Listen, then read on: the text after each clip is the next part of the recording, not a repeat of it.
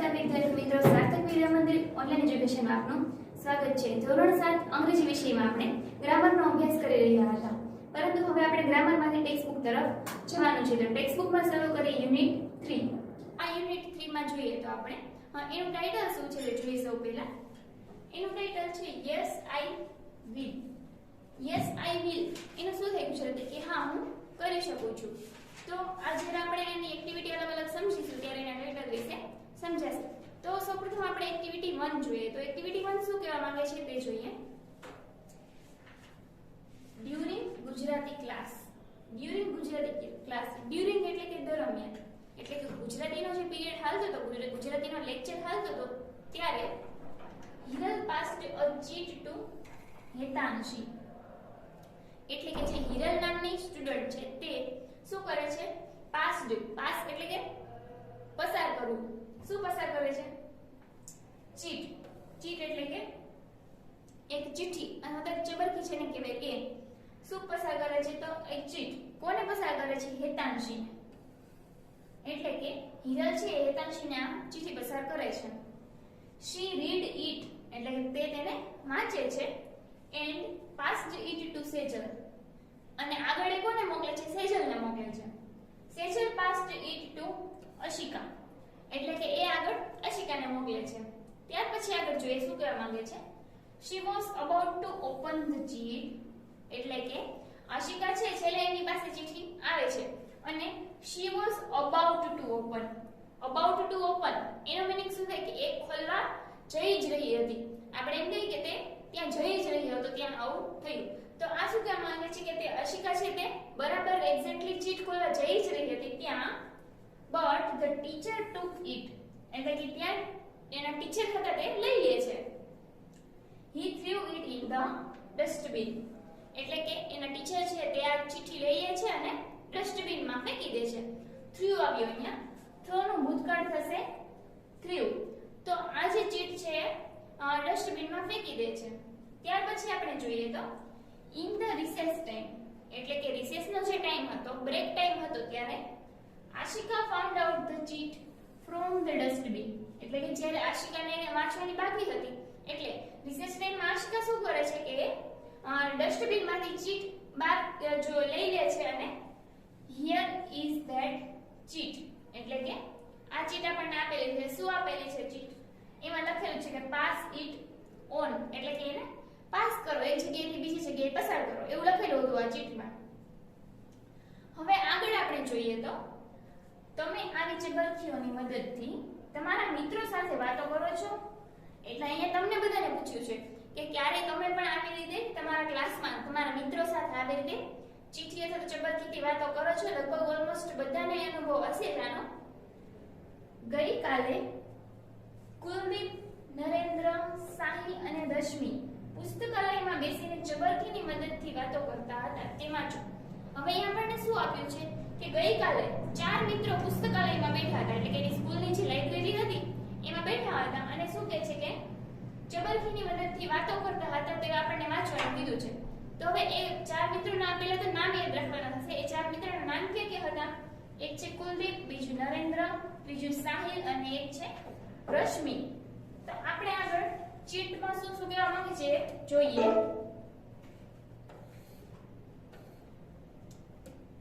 તો આપણને અહીંયા આપેલી છે પહેલી ચીટ। તો પહેલી ચીટમાં શું છે કે કબડ્ડી એટ 5 એટલે કે આપણને પૂછે છે કે કબડ્ડી એટ 5। જો પહેલા આપણને હું તમને ક્લિયર કરી દઉં કે આ બધી ચીટ આપેલી છે એ શું છે કે એ લોકો અંદર અંદર વાતો કરે છે ચીટથી, તો એમાં શોર્ટમાં લખેલું હશે અને જે પાછળ એના લેટર્સ આપેલા છે જે તે વ્યક્તિના પહેલા નામના અક્ષર છે। તો અહીંયા જો એન આપેલું છે તો તે નરેન્દ્ર લખે છે એવું સમજવાનું થશે। તો એ પૂછે છે કે કબડ્ડી એટ 5 એટલે કે એ શું કહે છે કે 5 વાગે કબડ્ડી રમવા જાવું છે એવું પૂછે છે। પછી બીજી ચીટ છે એમાં શું છે તો જોઈએ।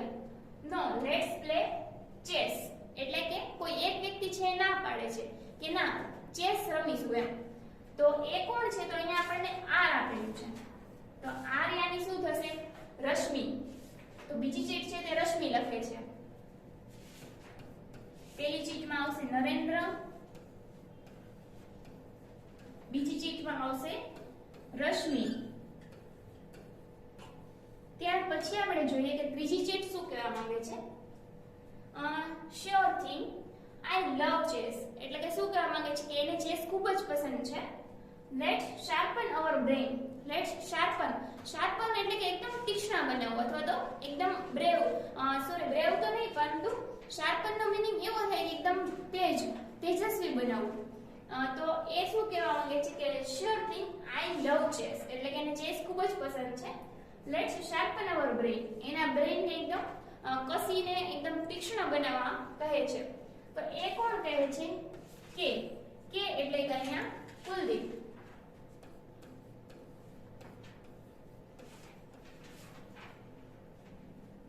ત્યાર પછીની આપણે ચીટ જોઈએ. આ શું કહે છે કે ઓ લેડી વિશ્વનાથન. શું કહે છે? Lady Viswanathan our decision is kabaddi. Lady Viswanathan શા માટે કહે છે અહીંયા? કારણ કે અહીંયા જે ચેસ રમવાનું કહે છે રશ્મિ, એટલે એના રિપ્લાયમાં એમ કહે છે કે લેડી વિશ્વનાથન. હવે વિશ્વનાથન છે એ ખૂબ જ પ્રખ્યાત એવા ચેસ પ્લેયર છે, એટલા માટે અહીંયા રશ્મિ એવું લખે છે ચેસ રમવાની ઈચ્છા દર્શાવે છે, એટલા માટે એ કહે છે ઓ લેડી વિશ્વનાથન એવું કહે છે. અને કહે છે કે અવર ડિસિઝન ઇઝ કબડ્ડી. ડિસિઝન એટલે કે એનો નિર્ણય છે, નક્કી કરેલો છે એ શું હતું? કબડ્ડીનું. અને એ આ વાક્ય કોણ બોલે છે? અહીંયા અગેન એમ લખ્યું છે, એમ એટલે કે નરેન્દ્ર. ત્યાર પછીની ચીટ જોઈએ તો શું કહે છે કે thanks, okay, no chess no kabaddi, go for berries in my farm. એટલે હવે આ શું કહે છે કે okay, no chess no kabaddi, એટલે કે ચેસ પણ નથી રમવું, કબડ્ડી પણ નથી રમવું, શું કરવું છે? Go for berries in my farm. Farm એટલે કે જે ખેતર હોય તે, અને ગો ફોર બેરીઝ. બેરીઝ એટલે આપણને ખબર છે કે જે નાનું ખાટું ફળ આવે, લાઈક આપણે બોર કહીએ તે. તો એ બેરીઝ માટે જ એ ખાવા જવાનું કહે છે. કઈ જગ્યાએ? એના ફાર્મમાં. તો આ કોણ બોલે છે? આર એટલે કે અગેન રશ્મિ બોલે છે.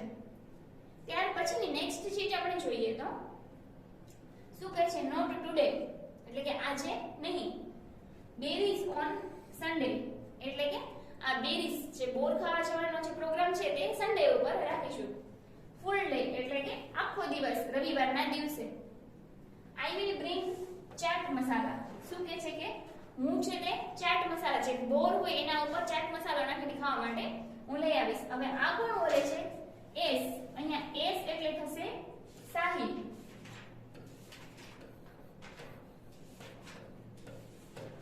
તો અહીંયા સાહિલ એવું કહે છે કે આજે બેરીઝ નો પ્રોગ્રામ નથી રાખવો, એ સન્ડે ના દિવસે, રવિવારના દિવસે આખો દિવસ રાખીશું અને એ ચાટ મસાલો પણ લઈને આવશે. નેક્સ્ટ ચીટ જોઈએ તો બટ ટુડે એટલે કે પૂછે છે કે તો આજે શું કરીશું એમ. મંજીરા એટલે એવો ક્વેશ્ચન પૂછે છે કે તો આજે નથી ચેસ રમવું, નથી કબડ્ડી રમવી કે નથી બેરીઝ ખાવા જવાનું, તો આજે શું મંજીરા પ્લે કરવાના છે એવું કોણ પૂછે છે? એમ એટલે કે નરેન્દ્ર. અને અહીંયા ફની એવો ફેસ બી આપેલો છે, ડ્રો કરેલું છે. જેમ કે મેં આગળ કીધું કે એ બધા કન્વર્સેશન કરે છે, અંદર વાતચીત કરે છે ચિઠ્ઠીની મદદથી, એટલે એક્સપ્રેશન બી આપેલા છે એમાં. નેક્સ્ટ આપણે જોઈએ તો આગળની ચીટ વિશે શું કહે છે?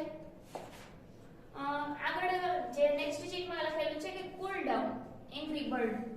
હવે અહીંયા શું કીધું છે કે કૂલ ડાઉન. કૂલ ડાઉન એટલે કે શાંત થા, શાંતિ રાખ. એંગ્રી બર્ડ, એંગ્રી બર્ડ એટલે શા માટે એમ કીધું છે કે ક્રોધી એવું જે પક્ષી કહેવાય, પક્ષી તો નહીં પણ વી વિલ પ્લે કબડ્ડી, એટલે કે જે એંગ્રી હતું એના માટે એવું કટાક્ષમાં કીધેલું છે કે એંગ્રી બર્ડ એમ. વી વિલ પ્લે કબડ્ડી એટલે કે આપણે કબડ્ડી રમીશું. પછી શું કીધું કે they will play chess, એટલે કે તેઓ ચેસ રમશે. હાઉસ ધેટ એટલે કે પૂછે છે કે એ પ્રોગ્રામ કેવો રહેશે ચેસ રમવાનો. આ વાત કોણ પૂછે છે? કહે છે એસ. એસ એટલે સાહિલ. ત્યાર પછીની ચીટ શું કહેવા માંગે છે કે ફાઇન. ફાઇન એટલે કે સારું, ઓકે, ડન. તો આઈ ડુ અગ્રી. અગ્રી એટલે કે સહમત થવું, તો હું સહમત થઉં છું. રશ્મિ પ્લીઝ એટલે રશ્મિને કહે છે કે પ્લીઝ એમ ચેસ માટે અગ્રી થઈ જાય એમ. આ કોણ બોલે છે? નરેન્દ્ર. એન. પછી શું કહે છે કે ઓકે યુ પુલ લેગ્સ એટલે કે તું પુલ લેગ્સ એટલે કે પગ ખેંચવા. શા માટે એવું કહે છે કે કારણ કે કબડ્ડીની રમતમાં આપણે જાણીએ છીએ કે એકબીજાને પગ ખેંચવાના એ રીતે હોય છે. તો એ શું કહે છે કે you pull legs we will be with kings and queens એટલે કે તું કહે છે કે કબડ્ડીની રમત જો રમવી હોય તો તું પગ ખેંચે અને વી will be with kings and queens. હવે અહીંયા કિંગ્સ એન્ડ ક્વીન્સ એવું શા માટે આવ્યું? આપણને પ્રશ્ન થાય કે કબડ્ડીની રમતમાં ક્યાં કિંગ્સ એન્ડ ક્વીન્સ આવ્યું? પરંતુ અહીંયા ચેસનો ઉલ્લેખ કરેલો છે. ચેસમાં હોય છે આપણે જાણીએ છીએ કે કિંગ ક્વીન એવી રાજા રાણી અને ઘોડા હાથી બધું હોય છે. તો એવી રીતે અહીંયા ચેસનો ઉલ્લેખ ક્યાં કરેલો છે અને પુલ લેગ્સના એ વાક્યમાં કબડ્ડીનો ઉલ્લેખ કરેલો છે. એટલા માટે બંને મિક્સ કરેલું છે, કારણ કે તે બધામાં બે માં થતા કબડ્ડી રમવી અને ચેસ રમવી, એટલા માટે મિક્સઅપ થયું છે. અને આખું વાક્ય બન્યું okay you pull legs we will be with kings and queens. હવે આ કહેવા વાળું કોણ છે? આર. આર એટલે કે રશ્મિ. તો અહીંયા રશ્મિનું કેવું આવું થાય છે? તો આ આપણે જોઈએ આખી એક્ટિવિટી એક અલગ અલગ ચીટ્સ દ્વારા એ લોકો કન્વર્સેશન કરે છે એના વિશે હતું.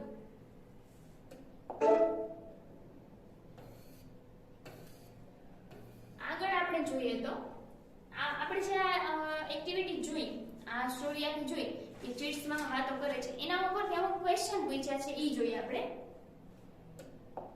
પહેલો ક્વેશ્ચન છે શું કહે છે કે who wanted to play kabaddi, એટલે કે કબડ્ડી રમવા કોણ માંગતું હતું? તો આપણે એ જે ચીટ વાળું આખું રીડ કરીશું એટલે સમજાશે કે એમાં નરેન્દ્ર આવે છે, કે નરેન્દ્ર કબડ્ડી રમવા માંગતા હતા. તો આમાં લખશું આપણે નરેન્દ્ર.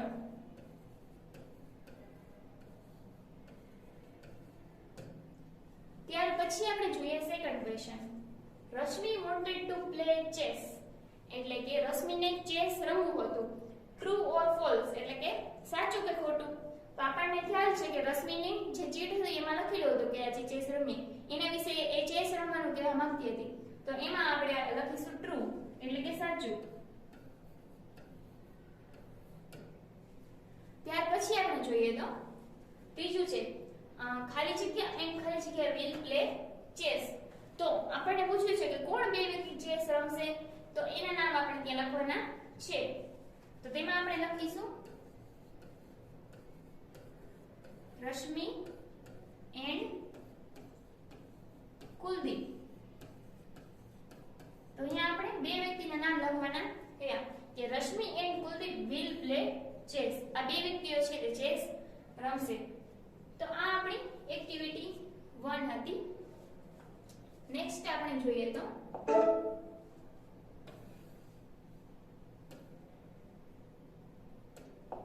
એક્ટિવિટી 2.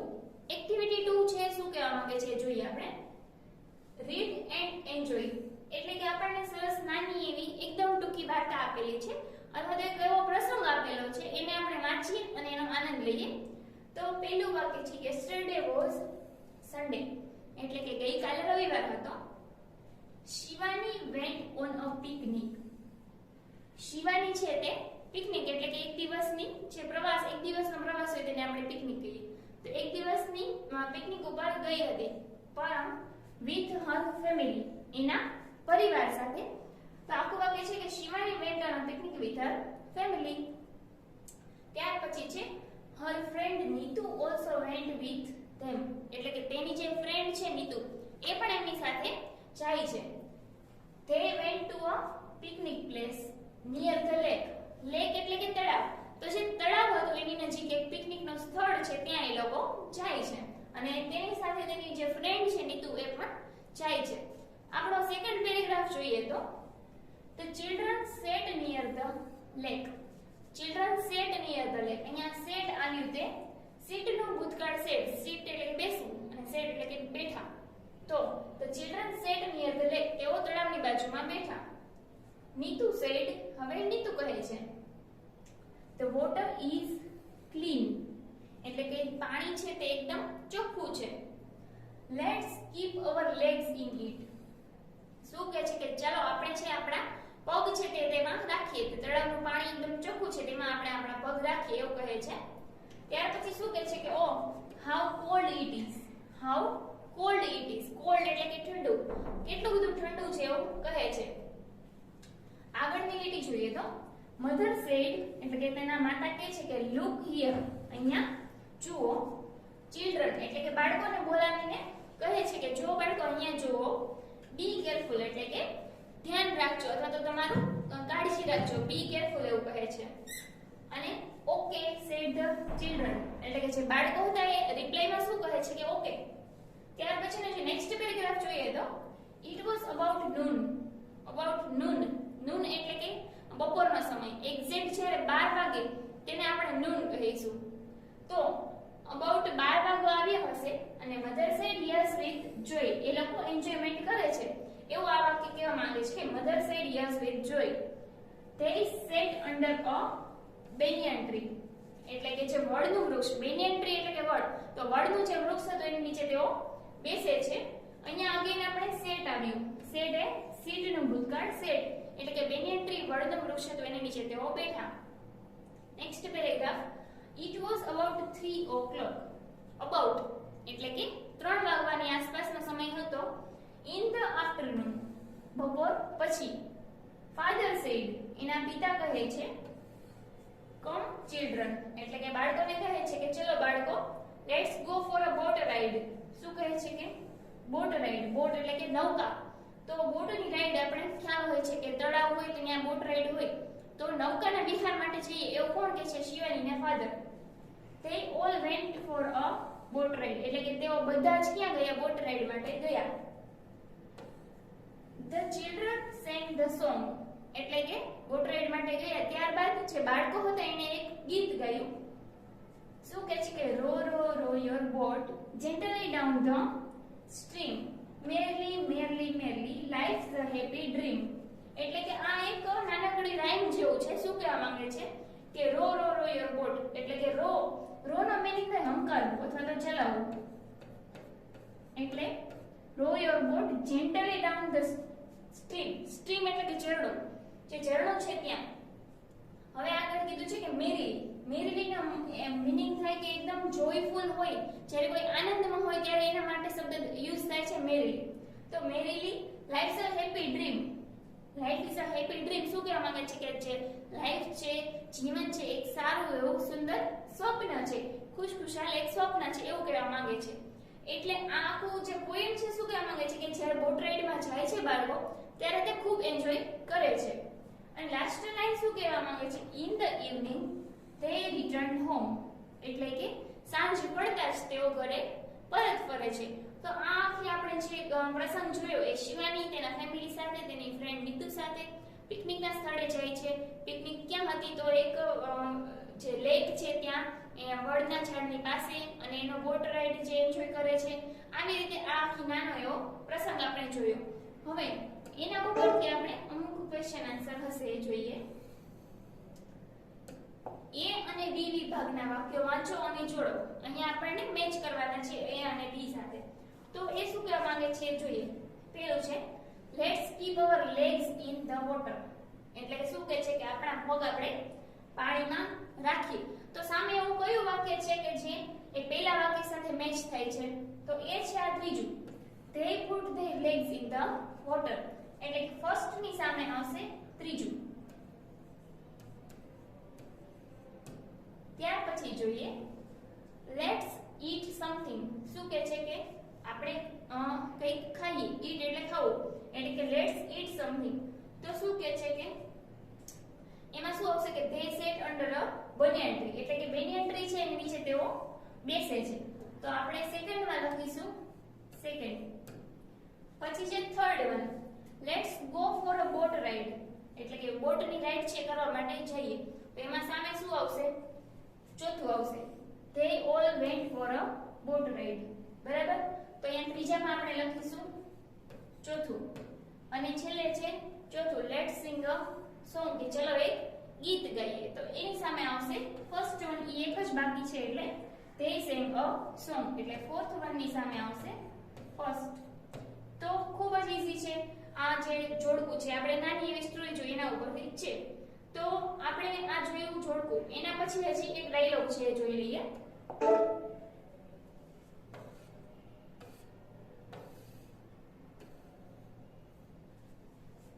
શું કહેવા માંગે છે કે હવે ઉદાહરણ મુજબના વાક્યો બોલો અને લખો. કે અહીંયા ઉદાહરણ આપણે જે જોયું આગળ એની રીતે આપણે એના જેવા જ આ વાક્ય લખવાના છે. તો પહેલામાં શું છે કે લેટ્સ ફ્લાય કાઇટ્સ એવું એ આપેલું છે. સામે બી શું છે કે they bought 5 kites, એટલે કે 5 કાઇટ 5 પતંગ ખરીદે છે.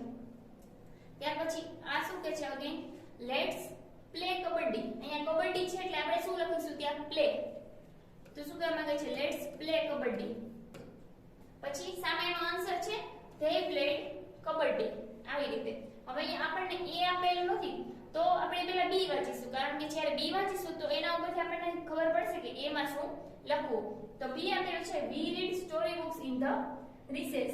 તો એ શું કરવા માંગે છે કે અમે રિસેસના ટાઈમમાં સ્ટોરી બુક ને રીડ કરી, એટલે કે વાંચી સ્ટોરી બુક. તો એના ઉપરથી આપણને અહીંયા એ માં શું લખવાનું, તો લેટ્સ રીડ સ્ટોરી બુક્સ એવું થશે. Let's read story books.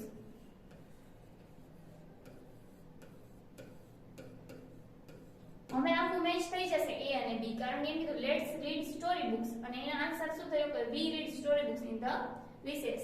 ત્યાર પછી આપણને એ જ રીતે આપેલું છે હજી એક, તો એ બ્લેન્ક છે અને અહીંયા શું આપેલું છે Ashika and Rahul wrote a letter. અને ત્યાં શું કહે છે કે આશિકા અને રાહુલ જે બે વ્યક્તિ છે તેને લેટર લખ્યો, એટલે કે પત્ર લખ્યો. તો જેમ અહીંયા હતું એ જ રીતે અહીંયા કરવાનું થશે કે આશિકા અને રાહુલ લેટર લખે છે તો લેટ્સ રાઇટ અ લેટર, એવી રીતે.